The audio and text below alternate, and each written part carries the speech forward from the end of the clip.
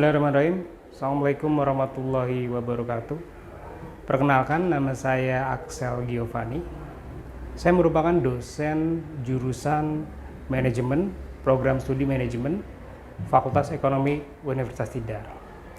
Saya sudah mengajar kurang lebih 4 tahun dengan bidang ilmu manajemen, khususnya yang berkaitan dengan pengelolaan keuangan perusahaan.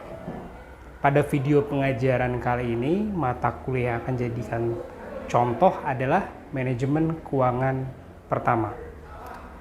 Mata kuliah manajemen keuangan pertama merupakan mata kuliah reguler atau wajib yang diambil oleh mahasiswa program studi manajemen di semester 3. Capaian utama mata kuliah ini adalah mahasiswa secara umum memiliki kemampuan dalam melakukan keputusan investasi maupun keputusan pendanaan baik untuk keperluan profesional maupun untuk keperluan pribadi atau personal finance. Mata kuliah ini berbobot 3 SKS dan merupakan salah satu prasyarat untuk mengambil mata kuliah manajemen keuangan 2. Sistem pembelajaran menggunakan blended learning mengacu pada kebijakan Universitas Tidar, di mana disediakan suatu web atau LMS yang dinamakan Elita dan disediakan kelas untuk keperluan kuliah secara luring. Skema penilaian atau mekanisme penilaiannya mengacu pada peraturan rektor terkait standar penilaian, di mana bobot paling tinggi adalah project based learning. Untuk lebih detailnya terkait video pembelajaran akan tampil selanjutnya setelah sesi ini. Terima kasih. Baik, Assalamualaikum warahmatullahi wabarakatuh. Oke, selamat siang dan selamat bergabung ya rekan-rekan semua dalam mata kuliah Manajemen Keuangan 1 dengan dosen pengampu saya sendiri Axel Giovanni. Nah, pada hari ini kita agendanya adalah kontrak mata kuliah sehingga teman-teman paham atau mengerti kenapa perlu untuk mengambil mata kuliah ini. Yang kedua, kita langsung masuk materi yaitu tentang tata kelola dan tujuan perusahaan bagian pertama. Oke, untuk mempersingkat waktu, kita langsung masuk ke deskripsi mata kuliahnya. Oke, nah ketika teman-teman melakukan klik KRS, yang ada di benak teman-teman pasti, kenapa sih saya harus ngeklik ini? Kenapa kok saya harus perlu atau mengambil atau wajib mengambil manajemen keuangan? Yang pertama jelas itu mata kuliah wajib yang memang menjadi dasar untuk seorang lulusan manajemen. Tapi secara teknis, mata kuliah ini diperlukan sebagai bekal untuk rekan-rekan di sini dalam mengambil keputusan investasi, baik untuk keperluan organisasi maupun keperluan pribadi. Nah, kira-kira nanti capaian pembelajarannya digambarkan melalui peta berikut ini. Ya. Diharapkan teman-teman mampu mendemonstrasikan kemampuan dalam memahami dan mengkaji konsep-konsep dasar keuangan sehingga membantu rekan-rekan semua di sini dalam proses pengambilan keputusan khususnya bidang keuangan. Nah, kemudian kira-kira dalam satu semester itu bahan kajian apa saja yang kita pelajari? Misalnya ada pendahuluan, ada tujuan dan tata kelola perusahaan, kemudian pasar, kemudian ada salah satu konsep penting yang dinamakan time value of money, kemudian akuntansi dan keuangan, baik secara historical maupun secara forecasting nanti ya. Sehingga teman-teman akan memperoleh kompetensi yang cukup bagus.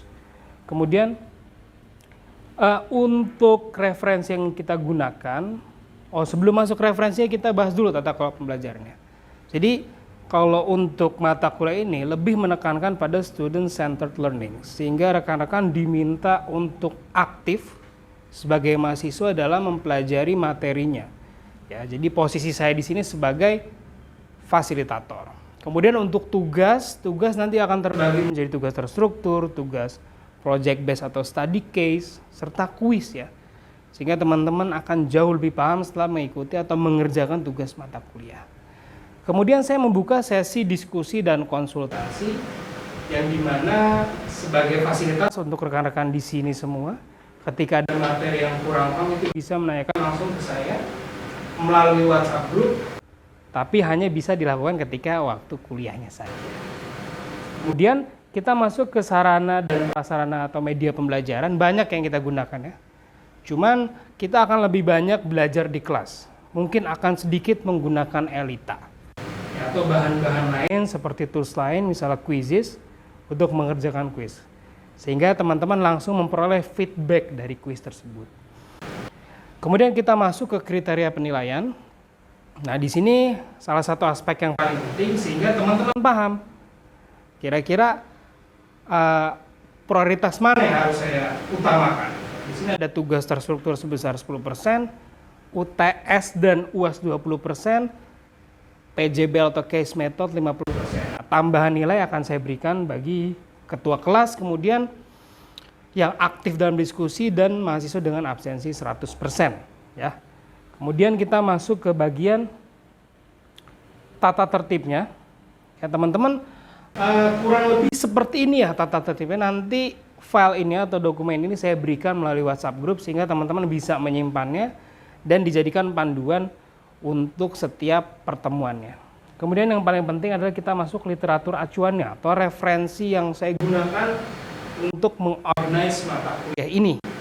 Yang pertama ada buku karangan Meyers, Fundamental of Corporate Finance. Ini buku acuan utama yang jadi dasar saya dalam menyusun materi. Sehingga ketika teman-teman menggunakan buku ini akan jauh lebih baik. Ya, tidak ada pemaksaan untuk membeli buku, yang penting teman-teman mengikuti perkuliahan ini dengan baik. Oke, kemudian ada beberapa tambahan di sini nomor 2, 3, dan 4 untuk buku Irfani untuk karangan yang berbahasa Indonesia. Serta saya tambahkan di sini Encyclopedia of Finance. Ya, jadi teman-teman nanti kalau nggak ngerti bahasa-bahasa keuangan yang rumit, misalnya tentang leverage, teman-teman bisa mengacu ke Encyclopedia of Finance. Nah, di sini setelah mengunduh dan membaca kontrak, saya harapkan teman-teman bisa mengikuti pembelajaran ini dengan baik ya. Jadi bisalah harusnya bisa dapat nilai. Kira-kira Mas Roma paham nggak kontrak mata kuliahnya? Untuk saat ini masih paham. Oke. Nah, kalau untuk Mas Alvin juga paham. Oke, baiknya saya rasa dengan mengambil sampel seperti itu harusnya sudah bisa dipahami kontrak perkuliahannya. Oke, kita langsung masuk aja ke sesi kedua ya, yaitu materi yang bagian pertama tentang tata kelola dan tujuan perusahaan bagian 1. Oke, baik, kita masuk ke sesi kedua dalam aktivitas atau kegiatan perkuliahan hari ini, yaitu mengenai materinya. Materi untuk pertemuan hari ini atau minggu ini cukup ringan. Itu hanya membahas berkaitan dengan tata kelola dan tujuan perusahaan bagian 1.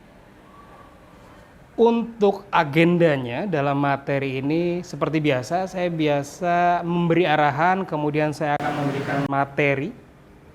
Kemudian nanti ada uji kompetensi yang harus dikerjakan di kelas ini.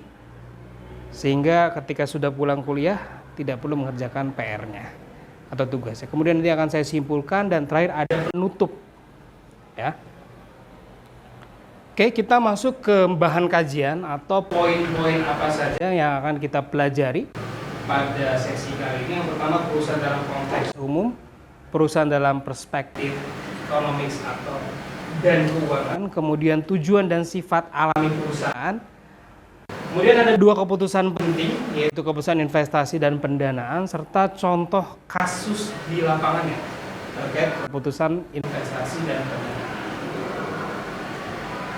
Oke, kalau kita bicara mengenai definisi secara ringkas, kalau kita bicara perusahaan menurut KBBI ya, itu adalah organisasi berbadan hukum yang mengadakan transaksi atau usaha. Jadi untuk definisi ini seharusnya rekan-rekan di sini effortless ya untuk mencari sumbernya karena ini langsung dari KBBI.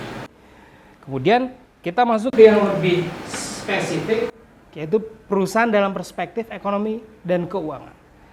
Kalau dalam perspektif ilmu ekonomi secara umum, intinya adalah mentransformasikan input menjadi output, ya, sehingga bisa memaksimalkan keuntungan. Beda.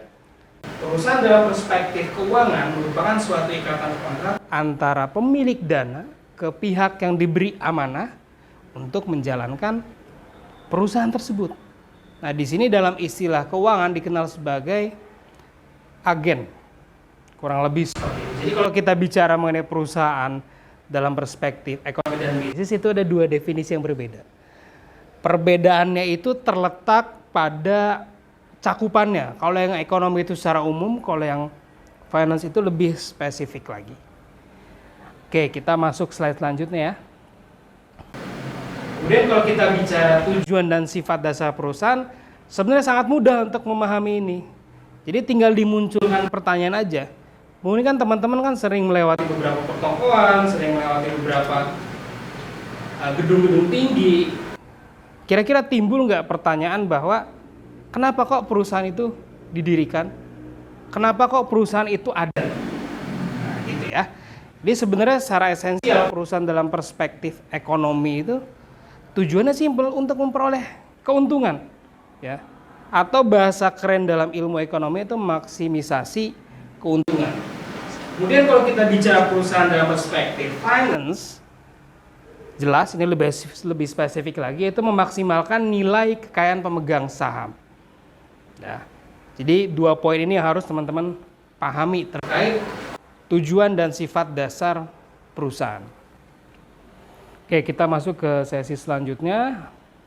Nah, kalau kita bicara mengenai fungsi manajemen keuangan, ya, saya kasih penekanan di sini kalau kita bicara fungsi manajemen keuangan, sebenarnya hanya dua ya. Yang pertama kita bisa sebut sebagai fungsi investasi.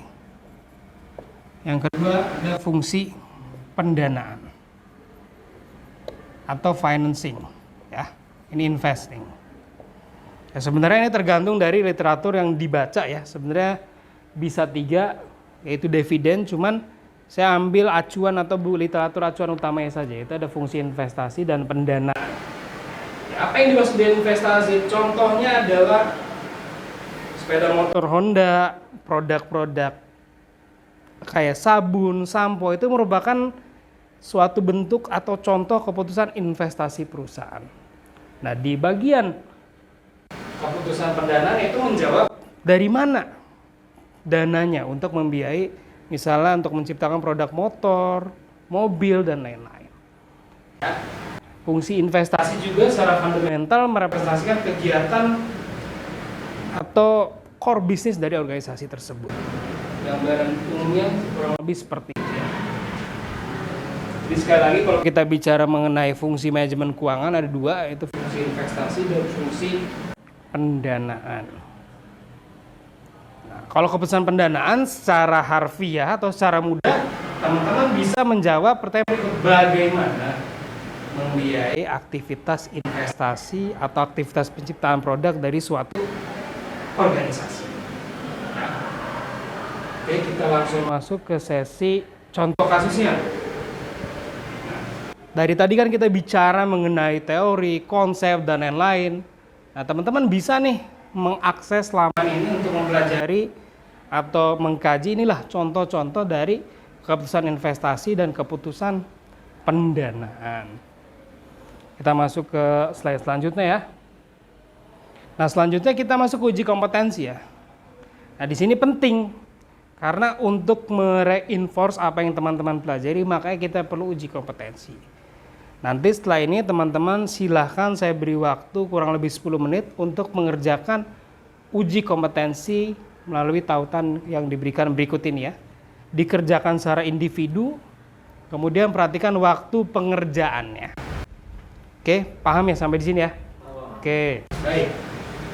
Kita masuk ke slide terakhir yaitu referensi yang digunakan. Nah, ini merupakan referensi yang saya gunakan. Untuk referensi pertama sudah jelas, sudah saya paparkan tadi, namun untuk referensi kedua saya pinjam Ilmu Ekonomi Industri. Karangannya Carton dan Perloff. Perloff ini merupakan seorang ahli yang terkenal di bidang ekonomi industri ya. Oke, baik, kurang lebih untuk sesi perkuliahan baik di kontrak mata kuliah dan pemaparan materi sudah selesai ya. Saya izin menyimpulkan dulu, jadi kita sudah belajar, mendiskusikan, mengkaji topik mengenai tujuan dan tata kelola perusahaan. Teman-teman sudah belajar perusahaan itu apa, baik dalam perspektif ekonomi dan keuangan, tujuannya apa, dan fungsi-fungsi manajemen keuangan ada di perusahaan itu seperti apa. Nah, semoga yang kita belajar itu bisa bermanfaat dan memberikan value untuk rekan-rekan. Baik, saya Iri, wabillahi taufiq walhidayah. Assalamualaikum warahmatullahi wabarakatuh. Terima kasih.